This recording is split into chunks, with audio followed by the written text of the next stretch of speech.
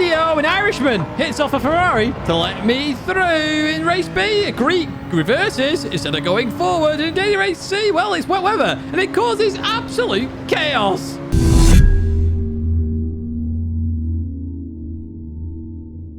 Hello everyone and welcome back to the Gran Turismo weekly race guide here in 2024 week 49, and this one is a good week, as you can tell by the thumbnail. That's what the thumbs up is there for. It's either thumbs up, I don't know, or thumbs down, but this one is a thumbs up.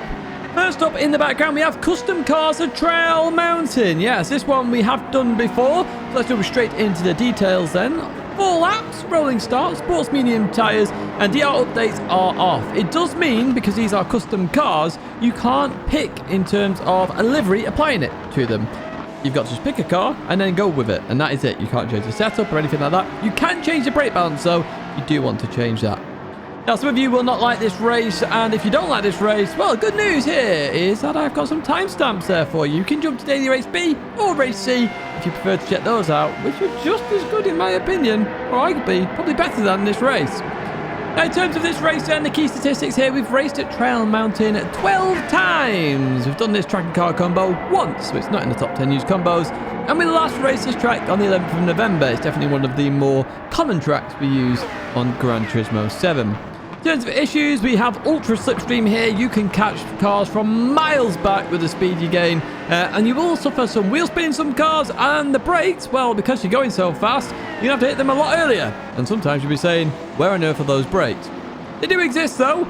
Without further ado then, let's jump into this first race and let's have a look at exactly what happens. Here we are then at the start of the first race. Shadow starting in pole there in the M3. Most people in the M3. We've got Marvin in P6 in that Lexus LFA. And here we go with the race. So everybody starts on the start-finish straight. Good job, PD. This is what I like to see if it is a rolling start. As long as everyone starts on the same straight, nobody's got a corner, you're winning. Unlike later on in this video where you're not winning quite so much. Anyway, we're going to head towards turn number 1 here. And as we go into here, very easy to get this one wrong. You can see there, max power just goes off in that Lexus. We go around the outside. Up ahead, we've got an Irish driver there just going off. Comes back on trying to control it. We'll have a look at that one in the bloopers. Sends the F40 absolutely into the barriers. And we're up into P8 when all's said and done. Up ahead, we've got another LFA and a Ferrari fighting each other here. Then as we go through the left-hander and we go on to this back straight then. This is where the slipstream really kicks in then. And we're seeing that speed difference right now as I go towards the left-hand side here. And unfortunately, I'm going to make a bit of an error. I'm going to hit the limiter. And that's going to cost me some time here. So we're on the inside here, 3 wide. Heading towards the left-hander, and as we go into here, we're obviously going to brake a little bit earlier, taking the very tight line. And as we go into here, we maintain 3 wide. Beautiful racing there from all of us there. Well played to you all, leaving space. Absolutely good fun. And we're up into P6 then already here on lap number 1 with 2 M3s up ahead fighting each other. What we will do is advance a bit further on here as we catch up to Cosmo going through this right-hander then. And we get a whole load of oversteer there. We have to catch it though as we go into this one. We slow it down very nicely. Unusual that the M3 is top. Usually it was the LFA. But, oh, hello. Cosmo into the barrier there. I don't see many people hitting the barrier that way. We try around the outside here as we get onto this back straight. And we're in the slipstream already of the car ahead. Cosmo gives it up as well. And we gain very quickly here. So we're about to start lap number 3 then, right behind Rambo. I highly advise you don't go for the move in towards turn 1 because it's very difficult to pull off and more than likely you'll understeer or crash. One of the two that's going to happen is just going to compromise your entire lap. So look for overtakes on the back straight is my main sort of tip here in terms of overtaking. We managed to get the cut back here very nicely on the Swiss driver then as we go into the tunnel. And we're staying side by side then on the exit. I'm just trying to open it up a little bit there. Got to leave a bit of space for that M3 as we go towards the right-hand side here. Still side by side. Beautiful racing there with Rambo. As we continue on through here, we finally get the position. Really well played there, Rambo. That was really good fun. Did enjoy that one as we go into the right then. And we are now hoping or looking towards, well, forward here for P3. However, Rambo stayed with me here to the start-finish line. And I'll go towards the left-hand side as we head towards turn 1. So I was a bit scared about this one. And as we head here, I'll brake a bit earlier here, knowing that they've gone down the inside. I'm looking to try and get the move done. So I'm going to go on the outside. Going to be inside for this left-hander now as we go into here then. And as we continue on through, still side by side, I think Rambo may have just gone off a little bit there. And we maintain P4 for now. But that P3 is looking very far away at 3.5 seconds. It really is indeed. We advance a bit further on to the straight then. And look at the gap that is closing here. It was 8 tenths down to 7th, down to 6 tenths. And you're seeing that slipstream. Look how big this is. Honestly, you catch up so quickly. It's down to 3 tenths, down to 2 tenths. We go over towards the left-hand side. You're going to have to hit the brakes very early here as we go into the left-hander. Trying to keep it nice and tight there. Sorry, not Rambo. This is Polini. Tries round the outside here as we head up here then. And this is a place you don't want to be on the outside because usually cars understeer like that there. Now, Polini wouldn't have been driving dirty there at all. It's just you expect understeer. So I'd highly advise if you're on the outside to back out of that one. Otherwise, you're more likely going to have a crash and be absolutely walled in. Anyway, through the left we go. This is the final lap then. 4 laps basically completed now as we go onto the grass there, trying to stay really close to Polini here as we head down towards the chicane for the final time then. So on the brakes we go. What I'm trying to do here is keep it very tight towards the left-hand side to give me the best run for the right. That's the goal here, to get the run through here and hopefully get the podium. So we go into the start-finish straight here. We are in the slipstream, which we know is strong then. We head over towards the right-hand side here. It's going to be extremely close as we head towards the line. You're going to see me put my head down there. I always do that when I'm close. And as we cross the line then, we do get P3 there. Brilliant race with Polini at the end. Great race with Rambo, Cosmo, and everybody else. Really was good fun, this one. Now, giving it a 7 out of 10. All the scores, all the details are down below. Remember, it's a 1, an 0.5, or a 0 for each of those criteria. And that's how we do the scoring. Sometimes you may feel the race should get more or less, but if we use the same scoring, you will understand how we get those scores. So first up then, turn number 1 here at Trail Mountain. On the left-hand side, you have 2 yellow gazebos. The second one, before the corner, is the one you want to use here. So you can see I've just started braking now. On chase cam, it's the first one, but on the bumper, it's the second one, which is what I'm using here. And I'm just trying to turn into the corner and maintain around 115 miles an hour. As I go over the hill, just be careful, a bit of wheel spin. Notice the rig came out there, but I'm on and off the throttle. I don't really want to brake to the left. I want to maintain the speed. This thing's got a big old wang on it, so, you know, it should help keep the car down and turned in. So, here we enter the tunnel. So, on the right side, we've got the yellow to Armco. That's what I use here. You may want to use the start of the tunnel, which I also highlighted there, but I find that was a bit too late. If I brake here, I can control the braking. Notice that I'm just trail braking all the way to the inside. Arguably, I got the line slightly wrong, but fortunately, the car comes back to me, so it doesn't compromise me too much. Now, on the left-hand side here, we've got 2 big rocks on the mountain. The first one is the brake marker I want you to use here. Brake in a straight line, then trail brakes. Start to release the brake as you turn in. And the car should go around and might actually rotate a little bit nicely for you to get around this corner a little bit better. Do be careful on the inside. There is an invisible wall if you do clip the inside. And on the outside as well, be careful of that curb because it will slow you down massively. So we go over towards the left. And before we get to the end of the curb there, and that's what I've highlighted here, you'd normally dab the brakes and chuck it right, okay? And you do actually want to carry a little bit of speed. So if you brake too much and turn in, you're going to not understeer. So you're going to turn into the curb. So what you actually want to do is force a little bit of understeer. So notice that I'm trying to carry the speed there. I was trail braking just a little bit there. Trail braking in terms of just making sure the car slows down enough to make the corner. Make sure you stay within the middle of the road or to the right. As we head to this left down, you got all the signs on the right hand side. That is my brake marker for this left-hander.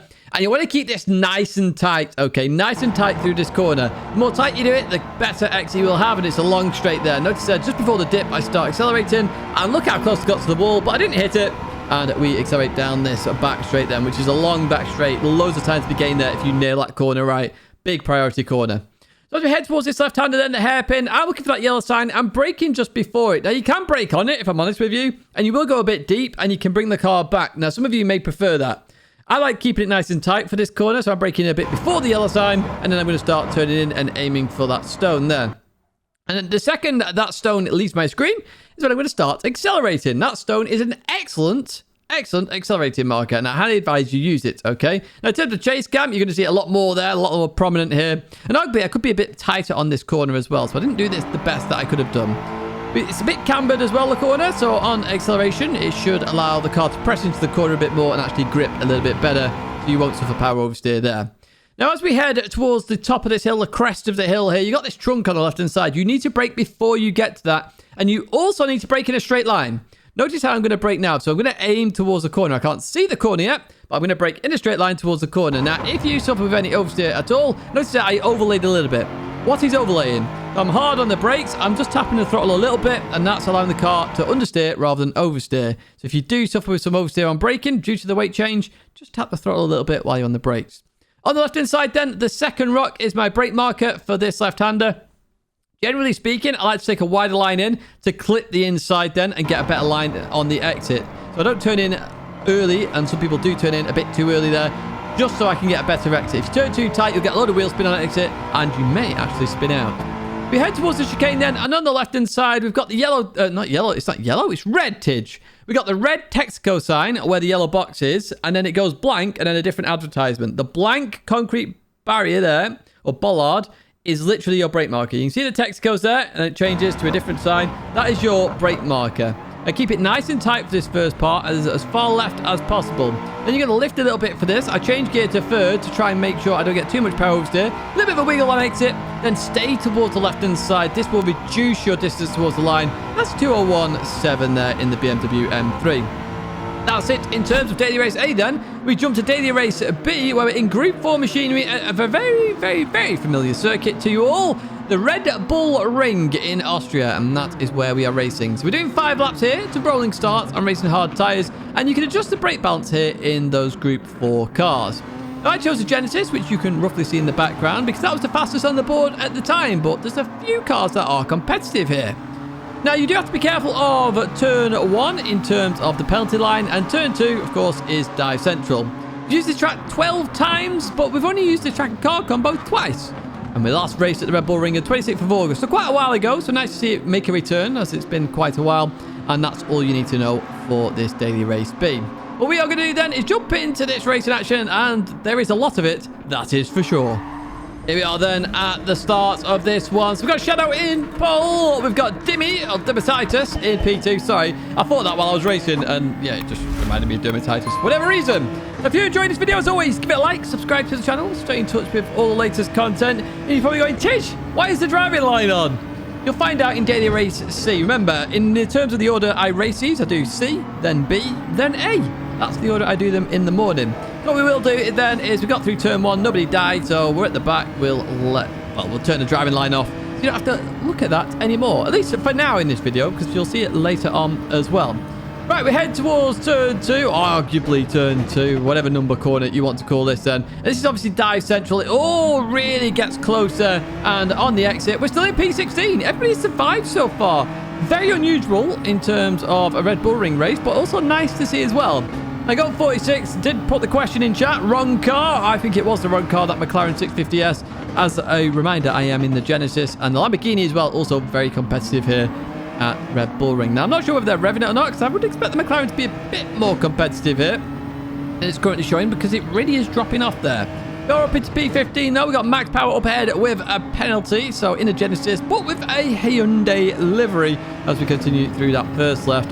And then head towards the next one then. So plenty of racing action to come here. This is a nice part of this race. If you want racing this week, Daily Race B is the race for you. It really is there. As up ahead, we've got somebody all over the place here. And we've got Max Power taking a penalty. The Greek going backwards on this little back straight there. So we gain a few positions up into P12. We catch up to the Swiss driver up ahead as we go towards the final corner and looking to get on the inside very quickly here. We get a nice run through there. I normally wouldn't go for this move, but we had such a run there on the last turn. It makes sense to go for this then, and we head into P11 at the start of lap number 2. And you're already seeing a lot of racing action here as we go onto the brakes then. We defend on the inside. Through we go into P11. We've got Greenland up ahead, the Dane in the Nissan GTR.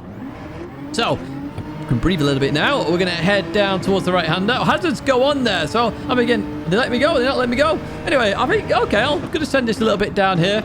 I think I sent it a bit too much there. As you can see, the Genesis did not like that. It got a whole load of oversteer. And we're actually going to lose the place again. So apologies to Greenland there. And you see me put my hands up as well. Like Greenland can see that apparently. But, you know, I do it anyway. I have no idea why. I just, you know, what I do when I'm driving in real life. Anyway, through we go. And Blue Racers follow me as well in that Lamborghini. So you see the Lamborghini being very strong, the Genesis being very strong. I saw the Evo up there. For those wanting to use the Mitsubishi Lancer Evolution Group 4 car. And the GTR looks quite strong here as well, as you're seeing right now, as we get on the inside of Greenland then. Heading towards the double right-hander. Dutchy up ahead having a fight with a Spanish driver as we go into this right-hander. They get through. Nice to see Dutchy in this race. And, oh, the GTR has gone towards the right-hand side. I'm not sure exactly what happened there. As we continue on, though, Borlaug and Dutchy, they go into a bit of a bashing match there. Look at that. I'm not sure what's going on. It looked like Borlaug wasn't letting Dutchy back on. I have no idea why, because surely just give him a bit of space. Let him come on. It's all good. Anyway, we head towards turn 1. Dodgy sends it down the inside there. Maybe do it on the tyres, not too short. I left them space, though. And we make it through up to... Hello, what's that French driver doing? Well, somebody died at turn 1, but it wasn't us. Behind there, 3 wide there. Max Power's getting back involved in this one. But yes, even so, we all survived it, apart from the French driver, who appeared out of nowhere. So we head towards the next turn then. So I was a bit cautious here, because I knew Max Power was there. I knew Blue Racer was there. Any one of them could send it down the inside, which is still fair in game. You know, if you make the apex, is my rule of thumb with dives. Once you make the apex and there's room, it's all golden. Now we're behind Bullock here. He goes towards the right side, but I noticed they leave a gap there. So I'm like, okay, I'm going to go there. But they do a secondary move there, which is not very nice. I do say so myself. It's illegal in some situations in racing. But even so, you gave me room on exit, so we continue on racing all the same here then. And this Genesis, a little bit quicker at accelerating. It's a bit like its Group 3 counterpart, which seems to be absolutely, like, insane at accelerating. But once again, I reiterate this. You're seeing lots and lots of racing here at the Red Bull Ring and in terms of Daily Race B in this video. And this is the race to go if you want just absolute racing. You want racing every single lap, nothing else, just, you know, non-stop racing. Daily Race B is your go-to this week. Up ahead then, we've got somebody taking a penalty here. We've got Crayman? I have no idea. The Craymon, the Spanish driver in the Lamborghini. We'll go with that then as we go into the right-hander here. And we are so close there. A little bit of a wiggle from myself. Just getting it slightly wrong as the Lamborghini slowed up a little bit in the middle of the corner. All good. No worries there. You're allowed to do whatever you like. I was just carrying a bit too much speed there in terms of catching up to your exhaust here. You got defensive for turn 1. I'm never going to send it at turn 1. I said that a bit earlier on. It's not the place to go for a move. But the place to go for it is on the exit. To aim to get your run on the exit. And then you're on the inside for the next corner, of course. Now, in fact, I'm going to get such a run here. I should be ahead before we get to this corner. Let's see what happens then. Side by side, head towards the right-hander. No, I'm not quite going to be ahead then as we go onto the brakes. But I've got the inside line. I should get this done and dusted. Slight tap from the rear. Nothing major there as we continue on. Looks like somebody's gone off behind there. I think that was Max Power, maybe. Who knows? Anyway, we continue on in P6 here. We've got Speedbot. We've got Hodgson up ahead. We've got Bulls 00 in P3. Shadows racing in this one as well in P2.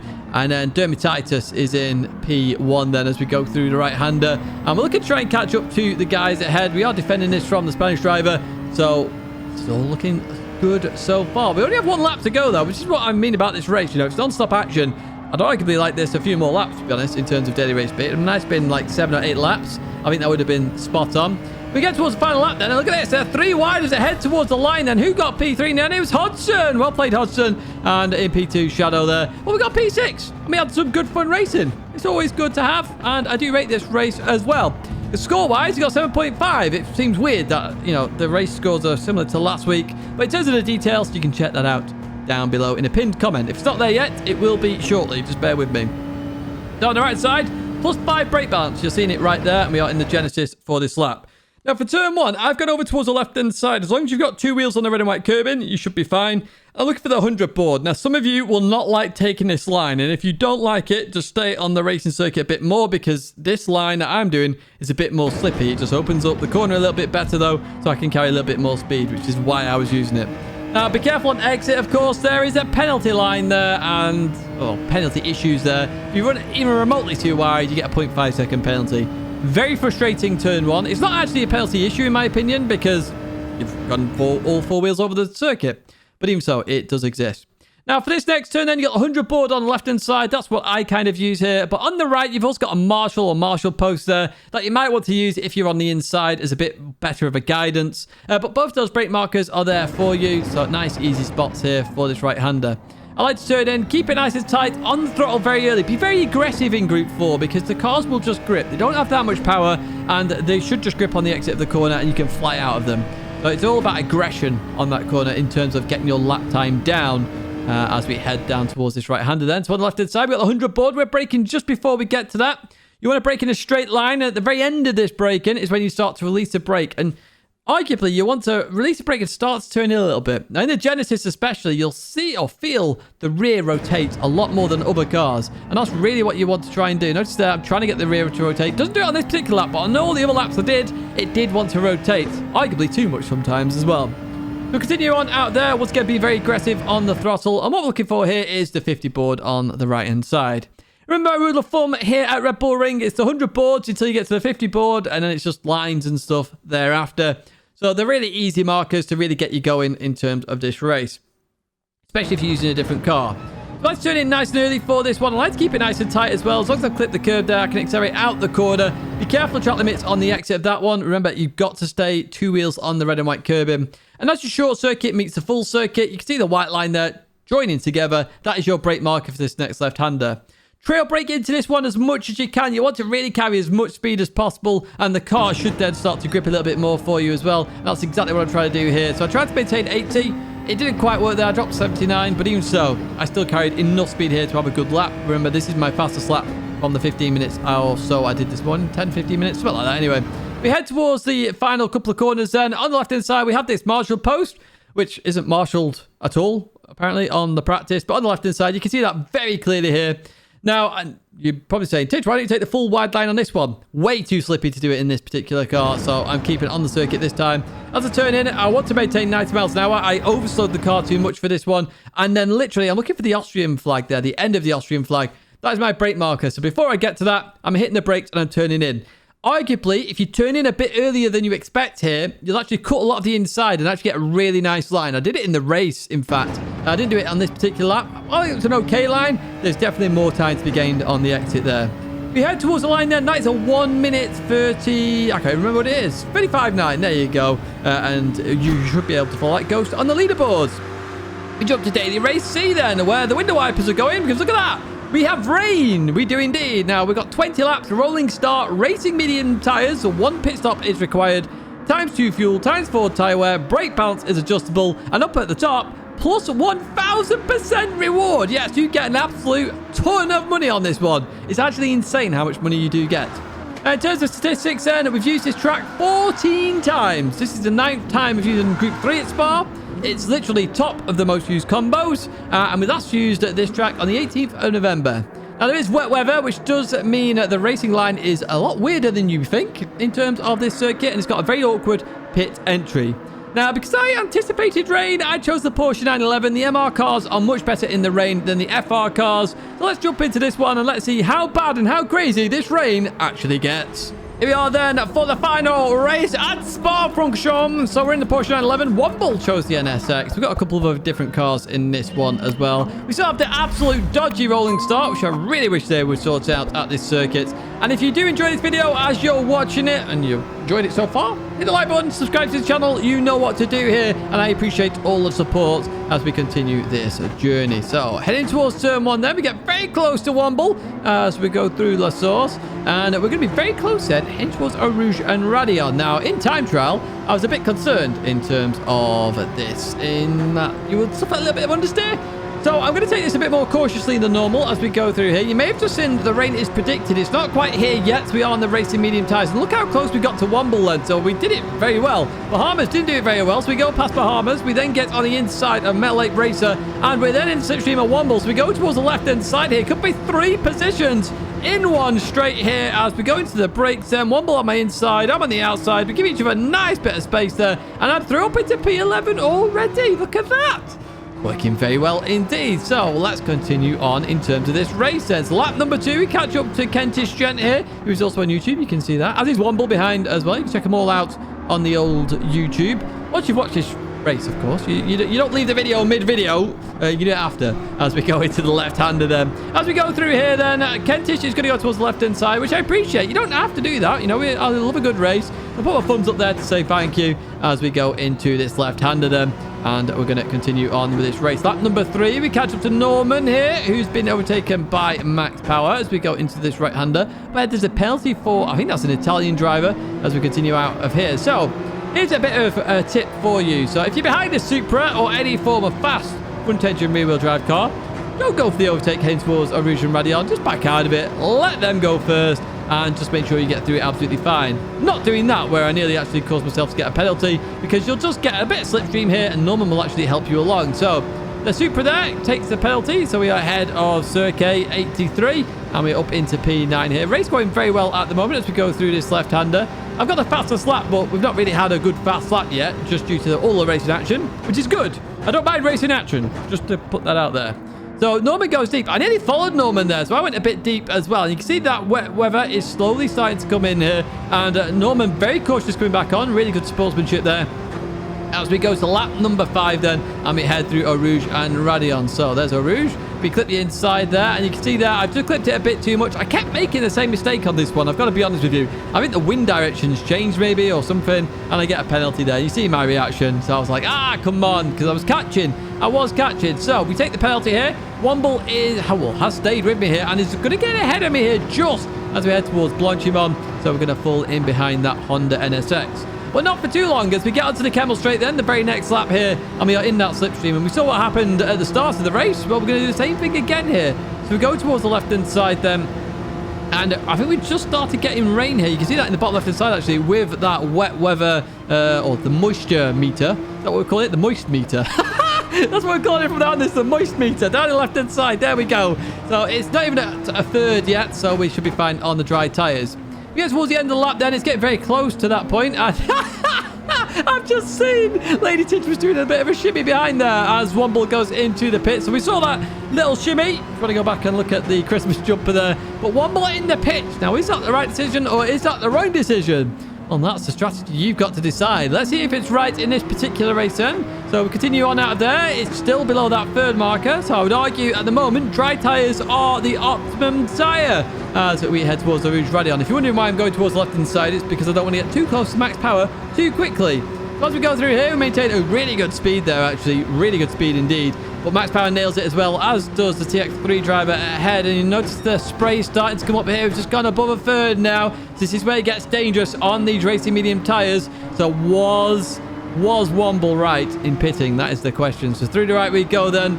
And we're going to continue on. And you can see the car wiggling a bit now then. What I'm going to do is put that brake balance towards the front because I don't want the rear coming out. Unfortunately, Lajasto there. The rear comes round. They go off in that Corvette. And we are up into P7 then as we continue on in this particular lap. So it's all about survival now, which I would say means Womble has made the right decision. As I get a little bit of oversteer there. I managed to catch it though, fortunately. So we continue on down. Now, it's only light rain on the wet weather radar, which is why I was surprised by the fact that we needed... Well, arguably we need intermediate tyres at this moment in time. I did see the dark blue coming up there down below. Chance of heavy rain hitting here as we continue on. And notice there that the wet weather and the moist meter is getting gradually larger. Max power there goes way too deep. I'm nearly following suit here as we continue on around. I was no idea where max power was going to end up here, whether it's a reset. And max power comes back on the circuit and survives there as I get a bit of oversteer. Whoa! I managed to catch it though as we go into this right hand. We've got yellow flag. What's happening around this corner? Well, what's happening, folks, is absolute chaos. We've got Hudson off towards the right. We've got somebody else off towards the left-hand side. That's Muscaffi. We continue on here. Max Power's going to get a whole load of oversteer. And as I go to overtake, I get a whole load of oversteer.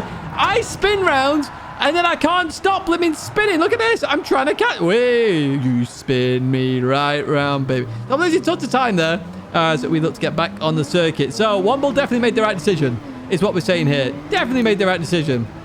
Managed to get back on the circuit here, and you know we've lost what 20 seconds or something like that here, probably a bit less than that actually. So Womble lost 20 seconds to Womble.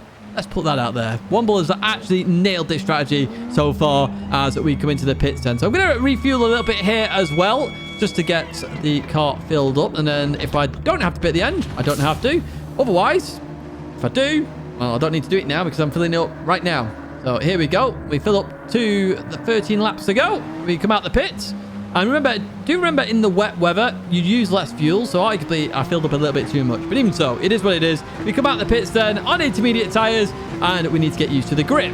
So what we're going to do is advance a bit later on here. We catch up to Muscaffi, who is struggling massively up ahead. Now, I've checked the replay out of this. Muscaffi's on dry tyres. So I'm not sure whether that's a misclick from Muscaffi or not. But Muscaffi is still on the racing medium tyres. Kevin the pits stayed on racing mediums. And unfortunately for Muscaffi, he's going to go backwards here. Absolutely backwards. And we're staying off that driving line. So we did that in the Kemmel Straight. The reason you do that in terms of the wet weather is now the racing line is not that grippy. If you stay just to the left or just to the right of that racing line, you'll have more grip. So that's what I'm trying to do here. Unfortunately there, I just understeered a little bit too much when I touched the racing line. And guess what that's going to cause me to get? Yes, you're right, folks. It's going to be a 0.5 second penalty. It's right there. As we advance further on here, we're looking to catch up to Hodgson now, who's in the Ford GT. Now, Hodgson, which is now last week at Le Mans. That was a good race. I didn't really race it too much myself, but I know it was a good race, and I really wish I did a bit more. But you probably wondered where all the content was, but same thing. It was just a very busy time, and unfortunately, I didn't have time to do that. We head towards the Pouon then, the left-hander here, and we're going to try and just take it nicely around the outside of that racing line. Unfortunately, we just get slowed up a little bit there by Hodgson, just struggling a little bit in the wet in that Ford GT. I'm not sure what it's going to be like, to be honest with you. I know turbo cars do struggle a lot more in the wet on Gran Turismo, so it could be that.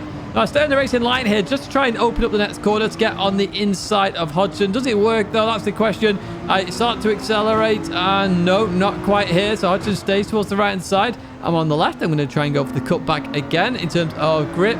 Very hard to do here. Hodgson maintains position then as we go into this right. I'm looking to get the grip. Notice the bit of oversteer there. We get up to the grippy stuff now, and we continue on out of here. So it's the 5P6 at the moment. We have been catching the leaders as well. So we're around 23 seconds, I think it was, behind Shadow at one point. We're down to 16.4, so we do have some pace in this portion at 11 as we go through Blanchimont then, and we do maintain a bit more speed than Hodgson here as we head towards the chicane. We go towards the inside then. We're going to go hard on the brakes here, down the inside. We look to slow the car up. Yes, we do. We've got the job done here as we go into the left, and we're finally up into P6. Good racing there with Hodgson as we continue on in this race then. So what lap are we going to go to next?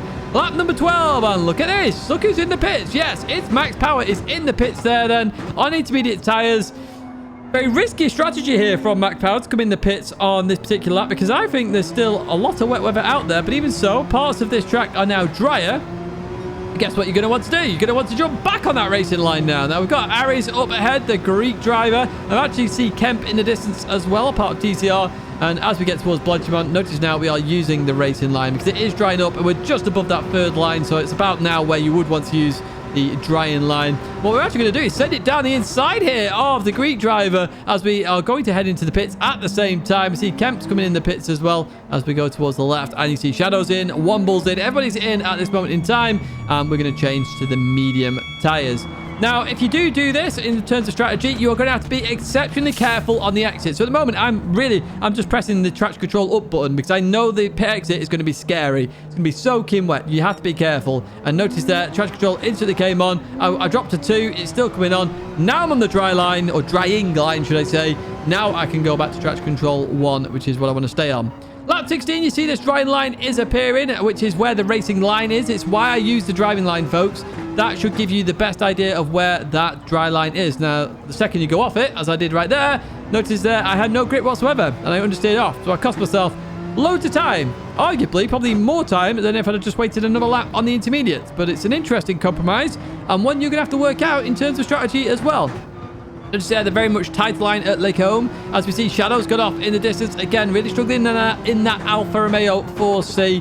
And also has a track limit penalty there of 0.5 seconds. That's Rouge or Radion, one of the two.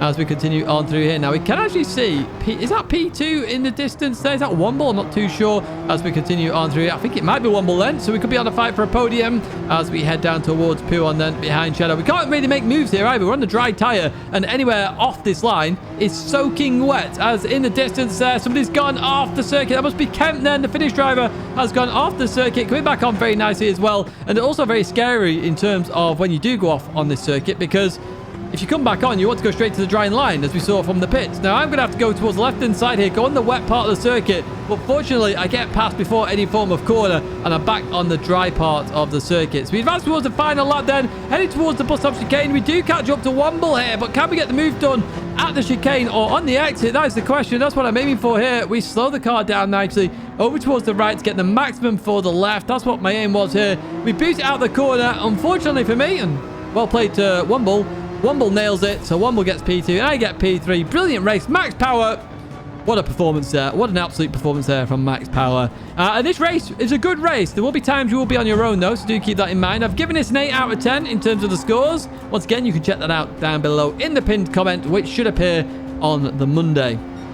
So what we're going to do now is go to a lap guide. Let me explain this lap guide for you. So as you head towards turn 1, on the left-hand side, you have the 100 board. What I want you to do is brake just after that for turn 1. I'm doing this in the Porsche 911. Now, this is a very early lap time. There's definitely more time in this particular lap as well, but it's just to give you some brake markers so you've got an idea of what you can do here at Spa-Francorchamps. So, we hit the brakes there. A little bit later on, we turn into the corner. We clip the inside there in terms of the bump, and the second we get past that bump, we hit the throttle on exit. Now, if you're using the Genesis or a front-engine car, you're going to have to be careful on exit due to wheel spin. If you're in the Porsche, just hammer the throttle and you should be golden. So, Rouge Radeon is flat. Just make sure you don't clip the curb too much on the inside like I did in the race, and you won't get that 0.5 second penalty for a cut. So, heading towards Lake Combe then, we've got a couple of markers here. Now, you can use the 100 board on the left-hand side. I'm more aiming towards the curb, and I do use that curb. So, the start of the curb there is my brake marker. The closer you get, the later the braking you're going to do. Now, I'm arguably braking a little bit too early here. Again, this is one of my early laps of the morning. And as I come into here, you're going to see how early, because I actually cut a lot of the inside where the boards are. So, it actually cost me a little bit of time. So I try and maintain speed here, over towards the left-hand side. I short shift to third gear for the right there, with a little bit of lifting in there as well to make sure the car gets round and I don't understeer off. Start the curb, once again, is your brake marker for this longer right-hander. So as you come into here, you may suffer some oversteer in quite a few cars. I did suffer a little bit in the Porsche, but that was due to my aggressive braking that I was doing because it's early on. So as I go into here then, I'm looking to trail brake into the corner as well. So hard on the brakes, and then I start, well, I didn't even trail brake there, and that's the reason. So if I was less aggressive, I would trail brake and the rear wouldn't come out. That's what you should do. So the final board on the right-hander is your accelerating marker. There's 3. This is the third one. Start accelerating at this moment in time. Obviously, I'm oversteering like crazy at the moment, but I will catch this and then I can continue round on. There we go. So I start accelerating out the corner. Over towards the right-hand side then, and there's gaps in the barrier. So before you get to this gap here, I want you to dab the brakes and chuck it left. When you chuck it left, you may think that you're going to understeer into the bollards. If you are, and you're definitely going to, just hit the throttle a little bit. I'm trying to maintain my speed as I go through here now. I lose a lot of time here normally, so I'm really trying to be aggressive with the throttle there. And notice there, I absolutely nail it through that left-hander. So I use that gantry there as a time reference point. So do pick out that if you are struggling in terms of whether you're doing the first part of the sector 2, good or bad. On the right side, we've got the 50 board, and on the left, we've got 2 marshals, a catch fence, and a change in colour of the barrier. Now, on this particular lap, I was using the 50 board in the Porsche just to make sure it stayed stable. I would argue as you get later on in the week, you're going to head towards the marshals on the left-hand side. So just keep that in mind. There are 2 markers there that you can use for Spa in this Group 3 car. As we continue on out of here, we're going to head towards the right-left, and I use the gantry at the top as my brake marker. So as it disappears at the top of my screen is when I'm going to hit the brakes. It's just before I get to the start of that curb up ahead, the 50 or the start of the curb. So just keep that in mind as you go into here, okay? So we're going to hit the brakes, and then we're going to turn in. Now, I like to trail brake a little bit in this corner, and I like to try and maintain 80 miles an hour through here. As you see, I did it that time. A quick dab of the brakes there for the left-hander. You can just lift, and you will have the same effect there. So please don't worry about hitting the brakes for the left-hander. As we get to this right then, the start of the curb is your absolute last of the late breakers. I would argue using the white square on the right side is a bit better the closer it gets to the edge of your screen on the right. But make sure you don't brake at the start of the curb. Brake before it, because otherwise if you go too deep here, you're going to compromise yourself on the exit, and you may also compromise yourself throughout this right-hander. So to start the curb on the right, this is your turn-in marker, and as you turn in, you may want to lift a teeny tiny bit. You can do it flat in some cars, just in some, but not all of them. I think I'm going to lift on this particular lap. I can't remember off the top of my head. It was a while ago now. Yes, a slight lift there. That's actually quite a big lift. I noticed that I actually had a lot more curb to use, so I actually lifted too much. Blanchimont is absolutely flat. Even though I don't do it flat, just do it flat. That's me being a bit of a wuss, a chicken. And as we head towards the actual chicken here, the final chicane, we're looking for the billboard on the right-hand side there that I've highlighted. It's just after the 150 board. So literally the end of that is my brake marker. Of course, if you're carrying more speed, if you're in the Toyota Supra, for example, you're going to be braking a bit earlier than that. But that billboard is a really nice brake marker here for the bus stop chicane. I actually use that in different games as well. ACC, iRacing, it's all the same billboard, and it's a really good brake marker. Continue on out of here then, and we head towards the line, and that is going to be the 216.2. Right, here we are then with the bloopers. So we're on board the Irish drivers. We go into turn 1. So you see the understeer a little bit going into turn 1. They just go off on the grass here, so they're trying to recover it at this moment in time, struggling as well, and then unfortunately it's just a way of trying to recover, and they couldn't quite do it then. What happened to the Greek driver? We saw them spinning around here. So through the left we go. They're on the inside of Greenland. Oh, hello. Yeah, I think they're just on the wrong place, wrong time, as they're looking to try and catch the car. The wait for the GTR, forced it round. That's how they ended up doing the max power. but not quite pulling off the full 360. Right, aboard the French driver here then as we head towards turn 1. They got an Evo on the inside then, and a slight tap there, which forces them into Hodgson, and then the French driver's going to go round. So a big old racing incident. That one then.